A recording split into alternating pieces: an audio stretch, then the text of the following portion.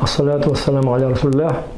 Пророк, саллаллаху алейхи ва саллям, сказал: женщину выбирают по 4 достоинствам, смотря на ее происхождение, на ее богатство, на ее красоту и на ее религиозность.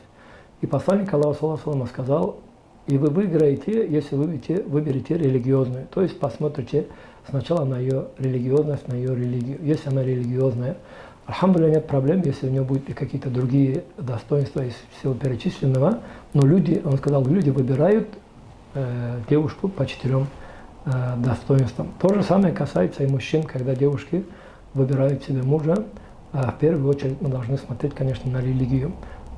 И в дальнейшем, иншаллах, если они будут праведной семьей, у них, иншаллах, если Аллах дарует им потомство, то даже после смерти они будут получать награду у Аллаха субхану ва тааля за праведное потомство, как сказано в хадисе.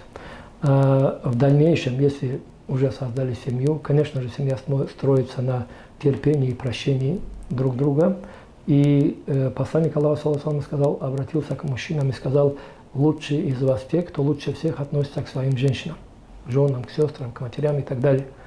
И также пророк, саллаллаху алейхи ва саллям, сказал: та женщина, которая выполняет свои обязанности перед Аллахом и которой доволен ее муж, ее позовут в рай со всех дверей, и она войдет в рай, через какие двери она пожелает. Поэтому выбирайте религиозного или религиозную, и проявляйте терпение и милосердие в семье, и также, как сказал посланник Аллаха, будьте мягкими по отношению друг к другу, ищите довольство друг друга.